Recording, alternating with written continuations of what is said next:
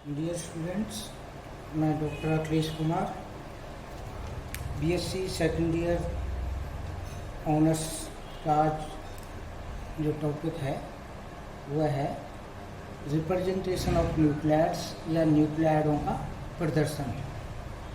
सभी प्रकार की नाभिकीय अपक्रियाओं में न्यूक्लियाइड भाग लेते हैं, अतः नाभिकीय अपक्रियाओं को प्रदर्शित करने के लिए न्यूक्लियाइडों को ऐसे प्रतीकों द्वारा प्रदर्शित करना आवश्यक है जो इनके संगठन अर्थात प्रोटॉन एवं न्यूट्रॉनों की संख्या को प्रत्यक्ष अथवा अप्रत्यक्ष रूप से प्रदर्शित करें। किसी न्यूक्लियाइड के संगठन को प्रदर्शित करने के लिए परमाणु के संकेत के साथ दो संख्याएं लिखते हैं, जिसमें नीचे वाली संख्या न्यूक्लियाइड में प्रोटॉनों की संख्या तथा ऊपर वाली संख्या दोनों न्यूक्लियोनों यानी न्यूट्रॉन तथा प्रोटॉनों की कुल संख्या प्रदर्शित करते हैं। जैसे इस एग्जाम्पल में है एक्स ए जेड। ए एटॉमिक वेट है जबकि जेड एटॉमिक नंबर है। यदि किसी तत्व एक्स का परमाणु क्रमांक जेड तथा द्रव्यमान संख्या है ए है तो उस न्यूक्लियाइड को क्या होगा, एक्स जेड ए द्वारा। जैसे फ्लोरीन को आपको प्रदर्शित करना है तो 9 इसका एटॉमिक नंबर है और 19 इसका क्या है, एटॉमिक वेट। इसी प्रकार फास्फोरस के दो न्यूक्लियाइड हैं। फास्फोरस को आपको प्रदर्शित करना है तो फास्फोरस 1531 और दूसरा क्या है, फास्फोरस 1532 प्रतीक द्वारा प्रदर्शित करते हैं। स्पष्ट है कि न्यूक्लियाइडों में न्यूट्रॉनों की संख्या सीधे ही प्रतीक न लिखकर अप्रत्यक्ष रूप से ज्ञात की जाती है, क्योंकि यह द्रव्यमान संख्या तथा परमाणु संख्या के अंतर के समान। यानी अभी न्यूट्रॉन संख्या लिखनी है तो n = a - z। A atomic number है और आपके जेड प्रोटॉनों की या ये कहें परमाणु क्रमांक की संख्या है। प्रत्येक तत्व के लिए प्रोटॉनों की संख्या उसके भिन्न भिन्न नाभिकों में निश्चित एवं अभिलाक्षणिक होती है। उदाहरण के लिए फास्फोरस का उपयुक्त न्यूक्लियाइडों में संख्या 15 है, अतः बहुधा न्यूक्लियाइडों को तत्व के प्रतीक में मात्र द्रव्यमान संख्या प्रदर्शित करते हैं। जैसे कि दो न्यूक्लियाइड हैं फास्फोरस के, तो आप सीधा कैसे लिख सकते हो 31 और फास्फोरस 32, क्योंकि अपने को पता है कि इनका एटॉमिक नंबर फास्फोरस का निश्चित है, तो इसमें आप सिर्फ द्रव्यमान संख्या से ही प्रदर्शित कर सकते हैं। अगला जो टॉपिक है अपना वह है application of radio activity. Application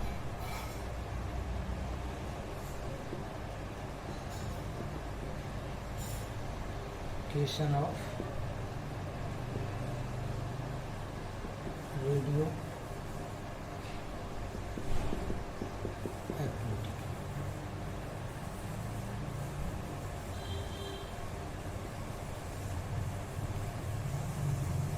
हम एप्लीकेशन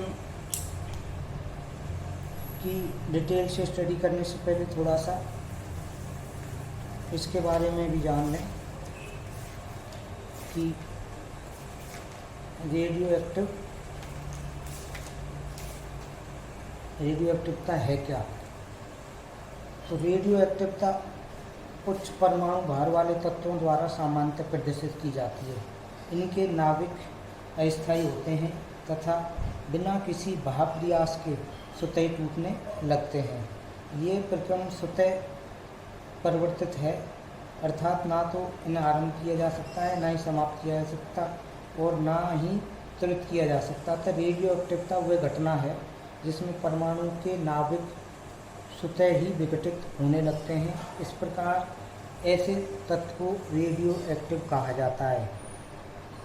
जिसके परमाणुओं के नाभिक स्वतः विघटित होकर किसी अन्य तत्व में रूपांतरित हो जाते हैं तथा इस प्रक्रम में नाभिकीय कण या विकिरणों का उत्सर्जन करते हैं।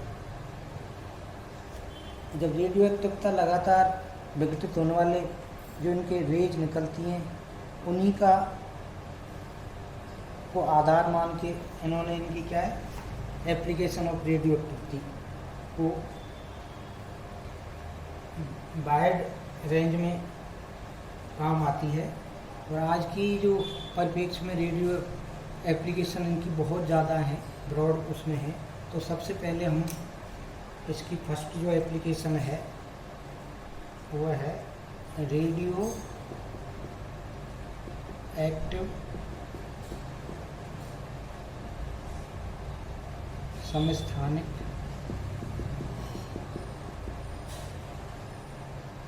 ट्रेसर के रूप में। वह प्रक्रम जिसमें रेडियो एक्टिव विहीन समस्थानिकों के साथ रेडियो एक्टिव समस्थानिक मिलकर भौतिक, रासायनिक और जैविक परिवर्तन के पश्चात रेडियो एक्टिव समस्थानों की सक्रियता का विश्लेषण किया जाता है, उसको क्या कहते हैं tracer technique. Tracer technique tracer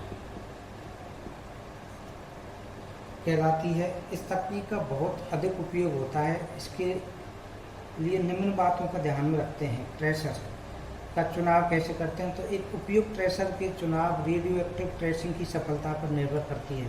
अतः ट्रेसर के चुनाव में निम्नलिखित बातों ध्यान में रखनी चाहिए। पहली, ट्रेसर की अर्धायु। दूसरा, विकिरण की प्रकृति क्या है।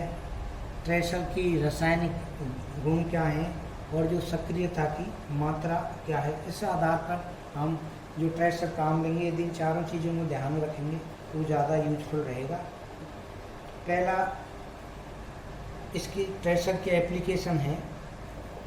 सबसे जो इम्पोर्टेंट एप्लीकेशन इसकी स्टडी ऑफ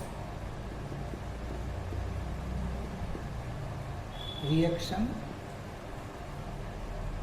मैकेनिज्म।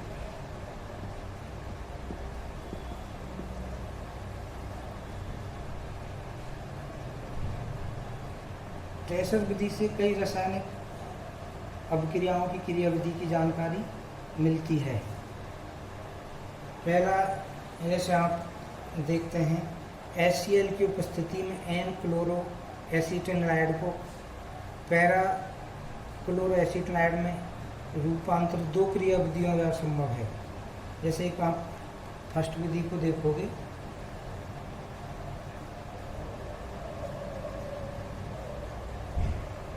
NCl और यहाँ पर COCH3 H प्लस और Cl। यहाँ पर क्या पैरा उस पर इसने किया है अटैक, तो NCl और इधर COCH3 और नीचे क्या हुआ आपके ये जो Cl यहाँ पर इसकी जगह क्या आ गया आपके यहाँ पर H और नीचे पैरा Cl और आपके क्या हो जाएगा H प्लस Cl माइनस।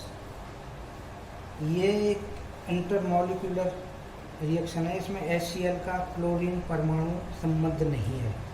अर्थात इसमें क्या होगा, आपको ये पता नहीं चलता कि Cl कौन सा जो बाहर निकला है इसमें ये आपके एसीटाइड का है या फिर आपके H प्लस Cl माइनस का है। तो इसके लिए आप क्या करेंगे, यहाँ पर आप H प्लस और Cl को ट्रेसर के रूप में काम ले लेंगे। ये एजिट रहेगा। इसमें आपके क्या होगा, पहले जो है इसमें आपके ये वाला जो समूह आपका NCl है, इसमें क्या हो जाएगा, पहले तो ये बनता है, जिसको आप थोड़ा सा इधर देखेंगे या साफ नहीं दिखाई दे रहा।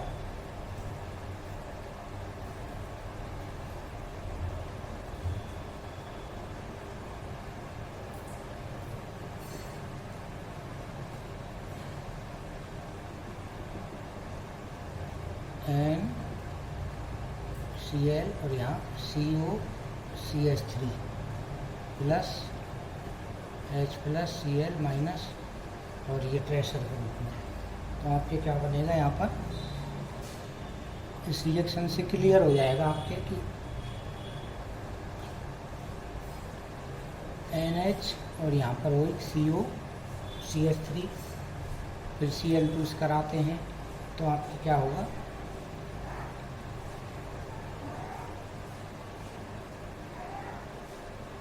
Cl और ये आपके NH COCH3 H+ और Cl माइनस। यहाँ HCl का क्लोरीन परमाणु संबद्ध है। दोनों क्रियाविधि में कौन सी सही है जानने के लिए रेडियो एक्टिव क्लोरीन वाला HCl काम में लाया गया। ये ज्ञात हुआ कि पैरा क्लोरो एसिटिलाइड में भी रेडियो एक्टिव था। इससे सिद्ध हो गया कि HCl का क्लोरीन परमाणु रिंग में पैरा स्थिति पर प्रतिस्थापित हुआ है। अतः ये क्रियाविधि है, ये इसकी सही क्रियाविधि है, क्योंकि यहाँ पता चल गया कि आपका समस्थानिक या ट्रेसर कहाँ पे काम हुआ है, कौन सा HCl बाहर निकला है। दूसरा, इसी में जो पहले काफ़ी टाइम से देखते आ रहे हैं कि कार्बोक्सिलिक अम्लों का एस्टरीकरण या फिर हाइड्रोलिसिस ऑफ एस्टर, इनमें भी आपको ये पता नहीं चल पा रहा था कि H और H कहाँ से निकल रहा है। तो इसको समझाने के लिए आप वही ऑक्सीजन का जो समूह है उसमें आप क्या करोगे, HO में आप ऑक्सीजन को ट्रेसर के रूप में काम में लेंगे। तो इसका एक एग्जाम्पल अपन ले सकते हैं, कार्बोक्सिलिक अम्लों का एसिडीकरण। सिंपल जो रिएक्शन है वो क्या है, CH3 COH और अल्कोहल C2H5 से आपको क्या प्राप्त हुआ, CH3CO और C2H5 प्लस के H2। यहाँ पर ये रिएक्शन इस तरह से प्रदर्शित होती थी कि आपके एथिल अल्कोहल में से HO समूह आया, जबकि एसिटिक एसिड में से SO जो कि वाटर में। लेकिन जब रासायनिक समस्थानिक ऑक्सीजन 18, यहाँ पर कौन सा समस्थानिक काम लिया,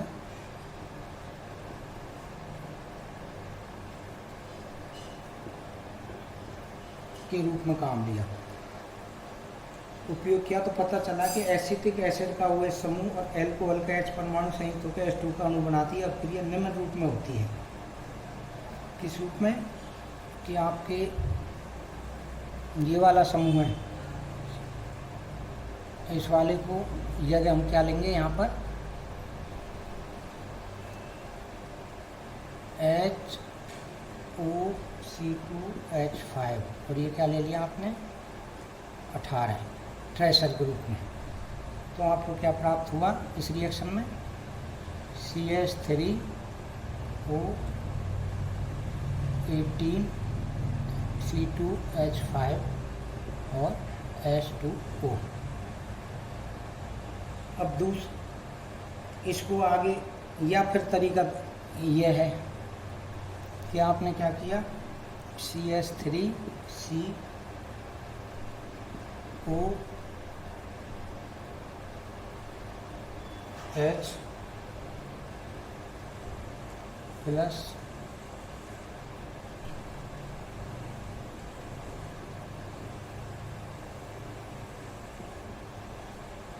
O18।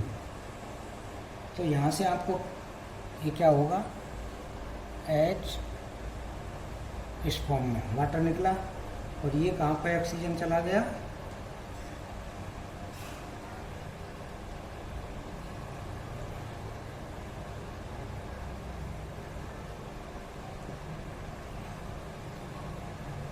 C2H5। या तो स्टार से कर दो या फिर 18 लगा दो और वाटर में रखो। तो इस आधार पर आसानी से आप समझ सकते हैं कि ट्रेसर का उपयोग करने से ही अपने को पता चल गया कि रिएक्शन इसकी मैकेनिज्म क्या है, कहाँ से आपको ऑक्सीजन आ रहा है। क्योंकि पहले इससे पता नहीं चल पाता था कि आपके ऑक्सीजन एसिटिक एसिड से आ रहा है या एथिल अल्कोहल से। इसी आधार पर विनिमय क्रियाओं का अन्वेषण भी कर सकते हैं। इन्वेस्टिगेशन ऑफ एक्सचेंज ऑफ क्रियाएँ, एक्सचेंज रिएक्शंस के आधार पर भी कई विनिमय क्रियाओं के अन्वेषण में हमें संतृप्त विलयनों में साम्य विलयनों में आयनों द्वारा इलेक्ट्रॉनों का विनिमय, कुछ यौगिकों में उपस्थित रासायनिक बंध के प्रकार और ऐसी अनेक बातों की हमको जानकारी इन रिएक्शनों से मिल जाती है। दूसरा, अल्प विलय लवणों की विलयता ज्ञात करना है।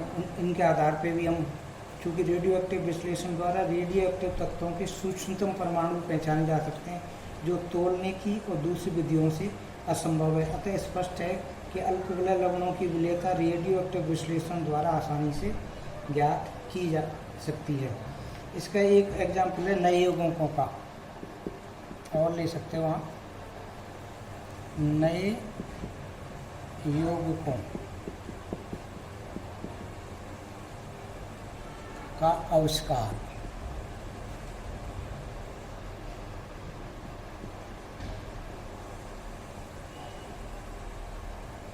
ट्रेसर विधि द्वारा कुछ यौगिकों की खोज हुई जो दूसरी विधियों से असंभव थी।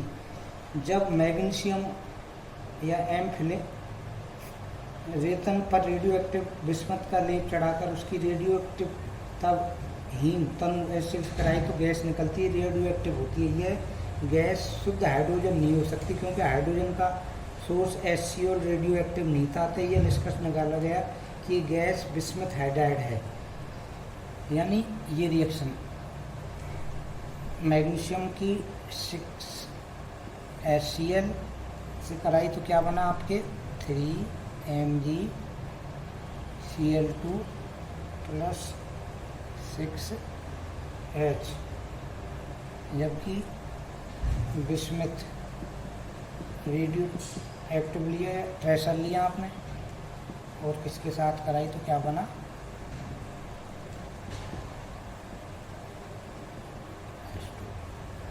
इस प्रकार BiH3 का आविष्कार हुआ। ये या इसको ऐसे लिख सकते हो आप BiH3 के रूप में आपके क्या हुआ। इसको इस तरह से ना लिख के आप क्या लिख दोगे डायरेक्ट 2BiH3। उपयुक्त समीकरण में जो स्टार है रासायनिक एक्टिव रेडियो एक्टिव है, तो इस आधार पर भी आप इसको इसकी रिएक्शन मैकेनिज्म को समझ सकते हैं। विश्लेषण रसायन विज्ञान में ट्रेसर का बहुत सारे अपने को ज्ञात हैं, जिनमें समस्थानिक तनुकरण पद्धति है, अवक्षेपण की पूर्णता की जांच करना है, या रेडियो मितीय अनुमापन है। इसके आधार पर या सक्रिय विश्लेषण है। ये सारी की सारी जो टेक्निक्स हैं, इसको आप क्या है विश्लेषक रसायन विज्ञान में ट्रेसर के रूप में काम ले सकते हैं। ट्रेसर एप्लीकेशन मेडिसिन को हम आगे अगले दिन स्टडी करेंगे इसकी। अभी तक जो किए हैं तो इनमें मेनली क्या है एप्लीकेशन ऑफ रेडियो एक्टिव का इनकी जो रिएक्शन मैकेनिज्म है कि कहाँ से प्राप्त हुआ, उसके आधार रेडियो एक्टिव समस्थानिक के आधार पर आसानी से समझा सकते हैं।